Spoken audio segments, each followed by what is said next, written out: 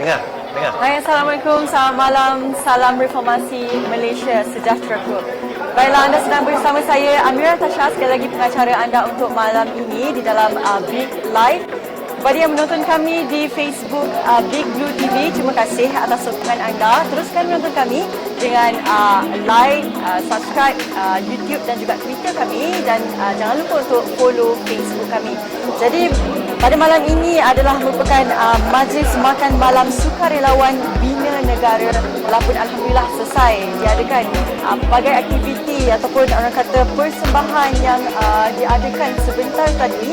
Jadi sekarang ini saya bersama dengan dua orang ahli panel yang orang kata berpengalaman, sangat pengalaman, dan kita ada temu bual secara eksklusif di Big Live pada malam ini. Assalamualaikum. Waalaikumsalam, apa khabar? Baiklah, okey. Di sebelah kiri saya kita ada Menteri Besar Negeri Sembilan, Datuk Seri Aminuddin Harun, dan juga kita ada Tuan Suardi, maafkan saya, Saudara Iswardi Murni, merupakan penaung untuk makan malam pada malam ini. Jadi untuk soalan yang pertama, saya ingin bertanyakan kepada Datuk Seri, bagaimana Datuk melihat program seperti ini diadakan pada malam ini? Alhamdulillah, saya melihat bahawa ini adalah satu program yang baik kerana dia tidak melibatkan hanya penyokong parti ataupun ahli parti, tetapi adalah kita lihat bahawa mereka yang sentiasa bersama berjuang dalam menegakkan keadilan, menegakkan perjuangan ini, yang ingin melihat Malaysia ini dibina semula. Dan kita sedia maklum bahawa sukarelawan bina semula ini merupakan satu platform yang baik, yang memberi maklumat kepada masyarakat di luar sana. Jadi apabila mereka membuat program begini, kita mengetahui bahawa sambutan itu bukan sahaja daripada ahli parti ataupun penyokong parti yang memang setia sejak awal dulu, tetapi adalah mereka, anak-anak muda yang baru, yang memberikan satu dorongan, saya lihat, untuk memastikan bahawa kesinambungan perjuangan menegakkan keadilan, kebenaran itu terus dijalankan. InsyaAllah. Okey, baiklah. Soalan seterusnya saya ingin tujukan kepada Tuan Iswardi. Sebelum ini ada info yang mengatakan bahawa ramai ahli parlimen menyokong Datuk Seri Anwar Ibrahim sebagai majoriti sebagai Perdana Menteri Malaysia. Jadi mungkin Tuan boleh kongsikan kepada kami atau mungkin ada pandangan tentang perkara ini. Sama ada majoriti yang menyokong. Oh ya, memang kita pun mengetahui bahawa daripada segi majoritinya ada yang menyokong, dan kita tahu pun daripada segi parti yang menyokong Datuk Seri pun ada. Kita pun mengetahui ada info-info tersebut. Cuma hari ini saya nak beritahu, ada orang yang adalah satu blogger ni mendedahkan kononnya 121 orang yang menyokong Datuk Seri Anwar Ibrahim. Cuma saya boleh katakan bahawa ada yang benar, ada yang tak berapa tepat. Cuma sebab bagi saya itu hanyalah sangkaan-sangkaan, dan daripada nombor ataupun angka tersebut yang kita hanya akan ketahui apabila telah dipersembahkan dengan Yang di-Pertuan Agong. Selain daripada itu, ia hanyalah satu sangkaan-sangkaan mereka-mereka yang mungkin boleh apa orang kata mengemukakan nama, tapi sama ada benar atau tidak itu hanya setelah berjumpa dengan Yang di-Pertuan Agong. Okey, apabila kita bercakap tentang isu inilah, jadi saya ingin bertanya kepada Datuk Seri, sekiranya PRU diadakan dalam masa yang terdekat, apakah persiapan parti ini sendiri? Kita agak rumit kalau kita ingin mengadakan PRU pada tempoh terdekat ini, memandangkan bahawa kes COVID yang kita hadapi hari ini pun 300 lebih merupakan satu tanda yang amat bahaya.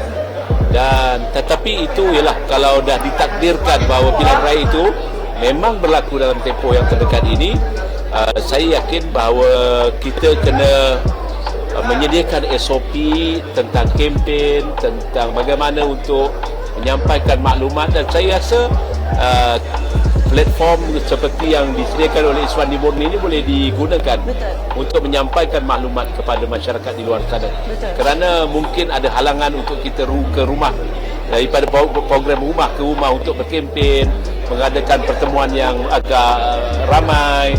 Jadi saya rasa mungkin kita akan gunakan apa yang Iswan Yuwani sediakan hari ini, platform ini boleh kita gunakan bersama. Jadi mungkin itulah satu cara baru, dan kita kena berganjak pula.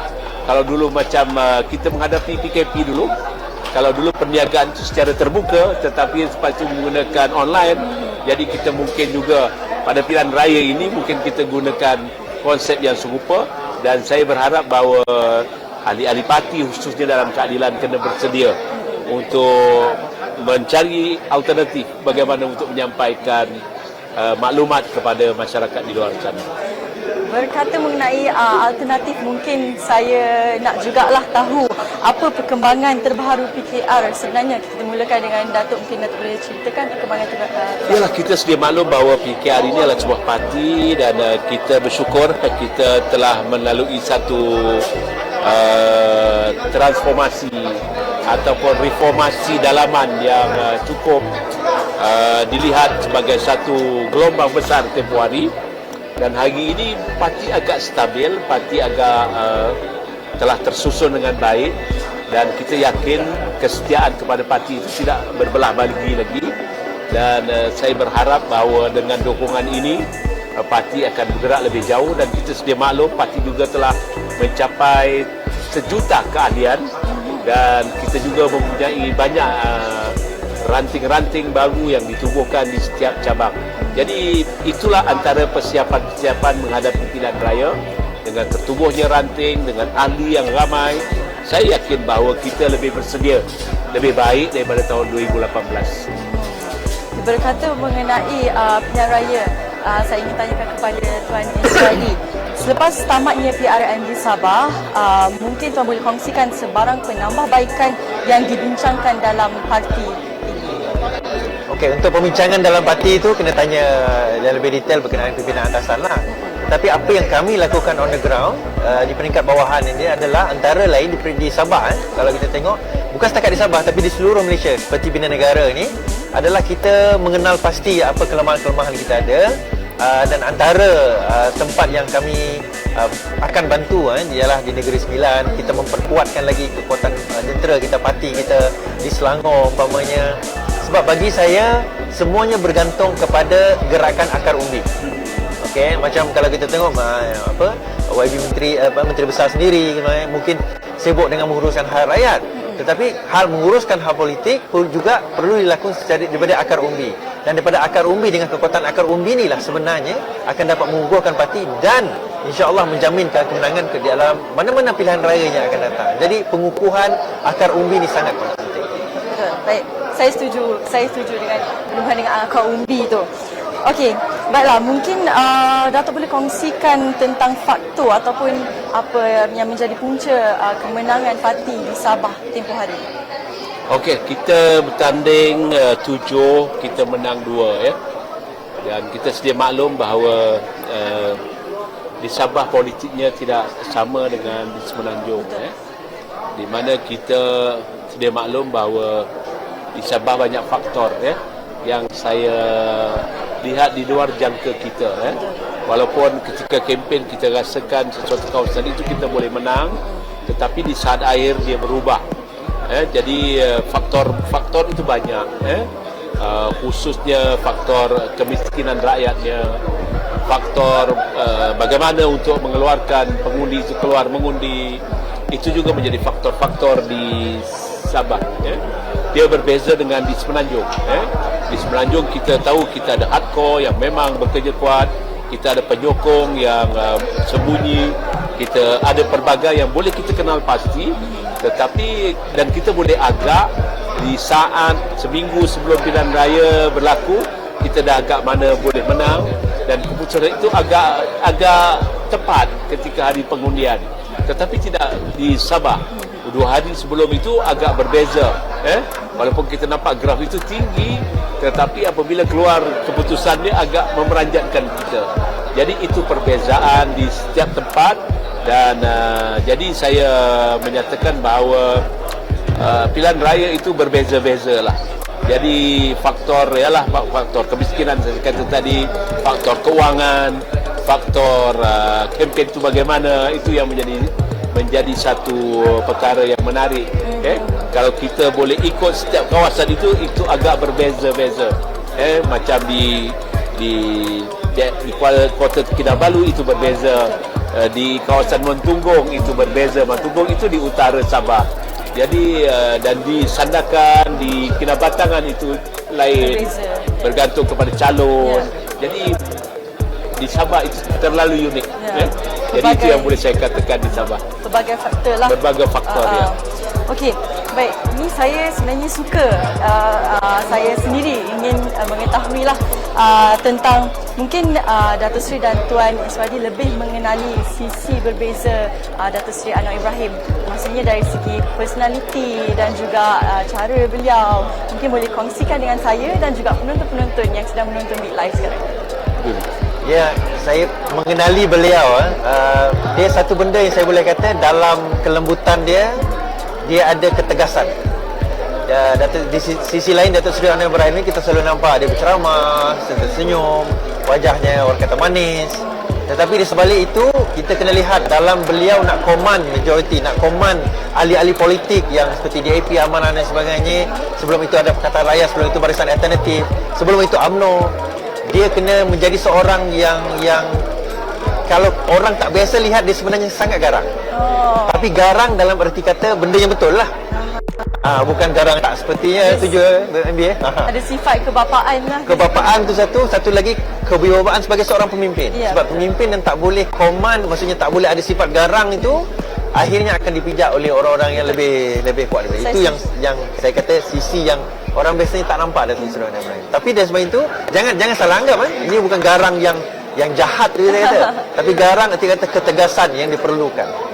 Itu saya Datuk, saya bersama Datuk Seri Anwar Ibrahim, saya agak lebih rapat ketika saya menjadi Menteri Besar dan Datuk Seri Anwar bertanding di Morrison. Apa yang menarik Datuk Seri Anwar Ibrahim ini apabila dia menegur, teguran itu dimaklumkan kepada kita apa perkara yang ditegur itu, dan kita sendiri tidak diberi bagaimana untuk menyelesaikan, tetapi dia meminta kita cari penyelesaian. Itu yang saya rasa bahawa orang kata dia akan menguasai seorang pemimpin itu tidak. Dia hanya menegur dan teguran itu terpulang kepada kita untuk kita bagaimana mengolah teguran itu, bagaimana kita menyelesaikan teguran tersebut. Dan itulah yang saya rasa bahawa ada satu keistimewaan di situ. Selain kalau kita tahu seorang pemimpin selalu kalau menegur, dia akan tegur, dia akan tuduh kita dan paksa kita lakukan yang kita katakan, yang kita hendak. Tetapi tidak beliau berbeza.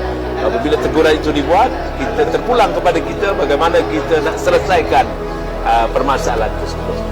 Itu daripada sudut pandang saya. Okey, baik. Saya sebenarnya amat tertarik dengan kalau saya dapat dengar daripada tadi, lawan tetap lawan. Berkumandang dekat kita punya Bangi Avenue Convention Center ni. Jadi mungkin Tuan Iswadi boleh kongsikan dengan kami harapan untuk parti. Harapan untuk parti. Parti. Harapan kita untuk parti sebenarnya kita bukan main politik atau kita bukannya nak membuat perubahan tu untuk tempoh setahun 2 tahun ini. Kita bercakap tentang perubahan ni untuk satu tempoh jangka masa yang panjang. Jadi untuk satu tempoh jangka masa yang panjang, vehicle, kenderaan yang nak membawa kita pun mestilah kenderaan yang boleh bertahan dalam satu tempoh masa yang panjang. Dan harapan saya sebenarnya jangan pernah kita berubah daripada prinsip dan asas perjuangan. Ya, kita tahu parti seperti UMNO pun bercakap prinsip asas perjuangan, kononnya Melayu, kononnya Islam, tapi akhirnya di belakangnya jauh daripada itu. Dan kita harap kita pun begitu, bahawa bila kita bercakap tentang reformasi, janganlah reformasi itu kita gunakan untuk mencari orang kata berdana wang untuk menguntungkan diri sendiri, mengkayakan diri sendiri semata-mata untuk projek diri sendiri, sebagaimana yang pernah berlaku dengan 2-3 pimpinan sebelum ini. Jadi kalau ada orang sebegini, walaupun dia dalam parti, kita lawan tetap lawan. Lawan tetap lawan. Boleh saya tambah sikit? Boleh, silakan. Lawan tetap lawan inilah menjadi saya rasa menjadi satu perkara yang amat menarik dalam kita lihat pentadbiran 22 bulan itu. dalam tempoh 22 bulan itu, kita lihat bagaimana ahli parti komen tentang cara pentadbiran itu dan seolah-olah ahli parti ini pembangkang. Jadi inilah kehebatannya keadilan. Dia tidak mempertahankan pemimpinnya. Dia tidak mempertahankan individu. Dia akan tetap memberikan pandangan mengikut kesesuaian dia. Jadi lawan tetap lawan itu saya rasa akan berterusan dalam parti keadilan ini. Tidak kira itu musuh ataupun pemimpinnya, kalau ada perkara yang mereka rasa tidak ikut cocok mereka, pastinya mereka akan lawan tetap lawan. Jadi itulah slogan yang saya rasakan harus dimatangkan lagi insya-Allah pada masa akan datang, supaya mereka akan faham sebenarnya. Dan bukan saya meminta supaya mereka memberi sokongan-dokongan kepada yang salah, tidak. Tetapi itulah saya lihat yang sentiasa memudahkan parti ini. Lawan tetap lawan, walaupun pemimpinnya sebahagiannya mulai tua seperti saya, walaupun kita ada pemimpin yang muda, tetapi pemimpin yang tua seperti saya, kita lihat bahawa nampak parti itu sentiasa muda kerana prinsip lawan tetap lawannya. Dan saya kira slogan lawan tetap lawan mulai malam ini akan sentiasa dalam hati saya. Lawan tetap terima lawan. kasih.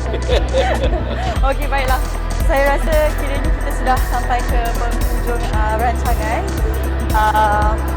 Okey, baiklah. Sebelum tu mungkin Dato' ada sepatah dua kata nasihat dikatakan untuk menasihati orang yang sedang menonton ni, supaya mereka sentiasa berjaga diri dan untuk mengelakkanlah wabak ni daripada berterusan. Okey, kita sedia maklum bahawa COVID yang berlaku selepas pilihan raya PRN Sarawak Sabah ini merupakan satu perkara yang harus kita imbas kembali tanggungjawab kita, iaitu ikut SOP yang telah disediakan oleh Kementerian Kesihatan Malaysia. Saya berharap supaya penduduk dan rakyat negeri di Negeri Sembilan, seluruh rakyat Malaysia amnya, supaya kita dapat bersama-sama pastikan COVID-19 ini dapat kita kawal, dan hampir kita berjaya. Tetapi apabila berlaku sebegini, kita kena kembali untuk pastikan perjuangan kita belum selesai ini, untuk pastikan COVID-19 ini dapat kita kawal dan pastikan dapat kita pertahankan supaya jumlah itu tidak terus meningkat. Dan saya amat sayang kepada seluruh teman-teman di luar sana, jaga diri, jaga keluarga, jaga masyarakat, jaga negara. Baik, itu pesanan yang ringkas tapi cukup mendalam bagi saya. Okey, baiklah. Sebelum tu saya nak tanya jugalah kepada Datuk Seri dan Tuan Iswadi, perancangan untuk kesejahteraan rakyat di bawah naungan anda berdua. Macam mana? Kita mulakan dengan Tuan Iswadi. Untuk kesejahteraan rakyat. Ya. Antara benda yang kita war-warkan, kita bawa, kita kadang-kadang, jadi bila kita jadi pembangkang, itu kita selalu membawa perkara yang negatif je. Betul. Semua salah ni, salah tu, semua salah kan. Kadang-kadang negatif, bila kita jadi kerajaan, kita pun jadi negatif juga. Jadi kita tak sentiasa membawa perkara tersebut. Sebab itu kita guna perkataan bina negara, bukannya hancurkan musuh. Kita guna positivity. Kenapa kita gunakan perkataan tersebut? Sebab kita kata nak bina semula negara ni, kita nak bina balik negara ni, membawa ke arah yang lebih baik. Sebab itu saya kata saranan kita, apa yang kita bawa kepada on the ground adalah bukan setakat yang negatif saja, tapi bagaimana cara kita nak menjadikan rakyat kita ni rakyat yang baik, rakyat yang lebih berpendidikan, rakyat yang lebih berpemikiran, rakyat yang mampu berfikir sendiri, rakyat yang mampu mengkritik dan kritikan dia dengan kritikan yang membina, kita kata, bukan setakat memaki hamun. Sebab itu antara aktiviti yang kami lakukan bukan setakat kita memberi makan pada orang miskin, tetapi kita bawa anak-anak orang miskin ni, kita tingkatkan. Contohnya kalau dia tak ada laptop, kita bagi yang laptop, walaupun bukanlah first hand laptop kan, kerana second hand sebagainya. Kalau dia ada masalah masuk universiti, kita bantu dengan cara masuk universiti. Dengan cara kadang-kadang kita kutip derma, donation, ataupun kita pergi kepada pihak berwajib, Baitul Mal dan sebagainya. Jadi itu cara kita yang kita bawa. Yang inilah kaedah empowerment, memperkasakan jentera, memperkasakan rakyat yang kita sepatutnya war-warkan. Dan saya tahu Kerajaan Negeri Sembilan sendiri banyak program-program pemangkasaan, empowerment yang dilakukan oleh Kerajaan Negeri Selangor, Negeri Sembilan untuk rakyat, yang supaya nanti satu hari nanti rakyat tidak sekadar berharap kepada orang kata apa duit ataupun orang kata apa setiap kali pilihan raya, apa orang kata suapan-suapan, tetapi akhirnya kita mengeluarkan mereka daripada kepompong kemiskinan, kepompong mengharapkan itu kepada orang yang lebih berdikari, masyarakat yang berdikari, keluarga yang berdikari, yang mampu memberi memberi balik kepada masyarakat, kepada keluarga, kepada negara. Itu yang kita nak buat. Dan Datuk Sri Pak, bagaimana? Apa yang penting bagi kita adalah yang saya katakan dalam ucapan saya tadi. Dalam perjuangan ini perlukan keikhlasan. Kita perlukan keikhlasan, kejujuran, integriti sebagai pemimpin. Dan kita berharap bahawa benda ini dapat diterjemahkan oleh pemimpin-pemimpin, khususnya pemimpin keadilan, untuk kita pastikan bahawa penyokong di luar sana tidak rasa kecewa, dan kita apabila kita penuh kejujuran, penuh keikhlasan, saya pasti bahawa apa yang kita harapkan, apa yang rakyat harapkan, kesejahteraan mereka pasti dia akan terbela. Tetapi jika sebaliknya, ini akan membebankan rakyat. Jadi itulah harapan kita. Kita harus menilai sebenarnya apakah asas permulaan perjuangan kita itu, apakah niat kita menyertai keadilan itu lebih penting. Dulu saya pun dalam sebuah parti yang lain, tetapi bila menyertai keadilan itu dengan niat, dengan semangat, dengan jiwa. Jadi harus diterjemahkan sebenarnya. Dan saya berharap dalam tempoh 2 tahun 2 penggal saya sebagai pembangkang itu telah saya pelajari banyak perkara yang buruk dan baiknya, dan pastinya apabila saya berada dalam pimpinan kerajaan ini, saya yakin bahawa kita juga mampu melakukan yang terbaik kepada rakyat.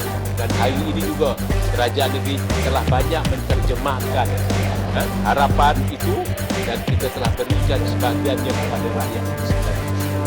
Jadi inilah yang harus ada dalam iltizam pimpinan keadilan yang ada hari ini. Baik Tuan Iswadi, saya kira Majlis Mahkamah Alam malam ini merupakan antara salah satu majlis yang besar. Jadi adakah program seperti ini akan diadakan lagi pada masa akan datang? InsyaAllah kita ada merancang sebenarnya. Tempat yang kedua yang kita pergi adalah, yang kita plan nak pergi adalah di Johor Bahru, sebagaimana makluman Datuk tadi. Kerana ada beberapa faktor yang kita nak pergi kat situ dan permintaan daripada sana juga. Tapi sebelum tu saya nak mention juga, nak bagi tahu bahawa ini bukan setakat kita buat dinner. Saya sendiri dah buat tour sebelum ni di belah utara. Kalau kita tengok Perlis, Kedah, Penang, saya pun dah pergi ke Johor, Melaka, Negeri Sembilan. Saya dah pergi ke Sabah. Saya tak sampai ke Kelantan lagi. Pahang pun saya dah pergi. Tujuan apa? Atas tujuan untuk nak menyatukan balik kawan-kawan kita, bagi semangat kepada mereka, sebab kadang-kadang bila orang ni terlalu jauh, dia tak dapat informasi tu. Jadi bila kita jumpa orang-orang ni, kita jadi ada orang kata ada motivasi kepada mereka dan semangat mereka. So the next one, insya-Allah kita akan buat di Johor Bahru. Lepas PKP lah. Lepas PKP. Johor Bahru kepada penonton yang kalau menonton di live, lepas ini kita akan adakan Majlis Mahkamah Alam di Johor Bahru. Pastikan kita update. Okey, baiklah Datuk, saya ingin bertanyakan sebab ada di antara penonton kita pada malam ini yang masih lagi menyalahkan ahli politik akibat penularan wabak COVID ini. Katanya mereka berkata bahawa punca jumlah peningkatan wabak ini merupakan berpunca daripada ahli-ahli politik yang baru saja berpulang mengundi di Sabah. Jadi macam mana? Okey, kita itu yang saya katakan bahawa apa yang berlaku ini adalah tidak terjangka, tidak terjangka oleh kita, tak terjangka oleh kementerian sendiri, tidak terjangka oleh siapa bagaimana ia boleh berlaku. Saya tidak menyalahkan sesiapa, tetapi bagi kita, awal tadi sebelum saya ke dalam Dewan, saya sempat kata bahawa itu itu tanggungjawab individu. Tanggungjawab individu. Tapi kita sedia maklum bahawa virus ini kita tidak tahu ada dalam tubuh kita. Betul. Jadi kalau untuk kita salahkan secara keseluruhan individu ini, kita tidak juga adil kepada mereka. Sebab mereka ke sana kadang-kadang mereka tidak bertemu sesiapa pun, mereka hanya campaign di kawasan hijau, tetapi apabila dalam kapal terbang itu tiba-tiba ada yang bergejala yang duduk di sebelahnya yang tanpa disedari menyebabkan banding itu mereka membawa virus. Ini yang berlaku dan mereka juga tidak boleh tak tahu sistem yang ada dalam diri mereka. Tetapi yang penting apabila mereka balik, mereka mendapat terus membuat pemeriksaan atau membuat swab test untuk pastikan mereka bersih daripada gejala tersebut. Jadi itu yang penting sebenarnya. Jadi untuk menyalahkan untuk apa itu sebenarnya perkara ini bukan saja dibawa oleh orang politik, tetapi ramai juga penduduk Sabah yang tinggal di Semenanjung yang balik mengundi, itu pun berlaku. Dan jadi kita harap bahawa cukuplah ini sebagai pengajaran kepada kita moving forward untuk pastikan bahawa perkara ini tidak berlaku. Jadi tak payah buat ada pilihan raya untuk dalam tempoh yang terdekat. Dari pengetahuan penonton yang sedang mengikuti live pada malam ini, kami memang amat mematuhi segala SOP yang ketatnya. So, anda tak perlu tahu, kata mungkin ada yang kata kewajipan besar-besar ni tak ikut SOP ke tak, kami di sini memang ikut SOP. So, SOP memang kami sedikit beratkan. Okey, baiklah, saya ingin bertanya kepada Tuan Iswati. Apakah harapan Tuan untuk memperjuangkan Tuan dalam arena politik? Harapan saya satu saja, iaitu melihat negara ini lebih baik. Saya tak kisah siapa nak bawa pun, dan siapa yang sanggup ke depan, pergilah ke depan.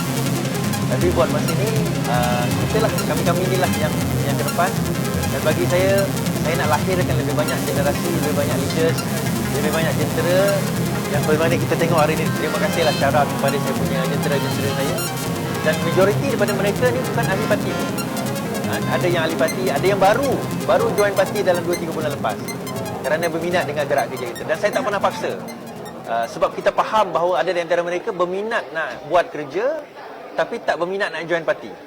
Ada yang berminat nak menyumbang tapi tak berminat nak join parti atas sebab-sebab tersendiri. Jadi tak ada restriction pun, tak ada pun kata dalam makalah undang-undang kata kena join parti baru boleh bantu. Tak. Yang penting saya nak dan kita nak berharap bahawa ada kesedaran.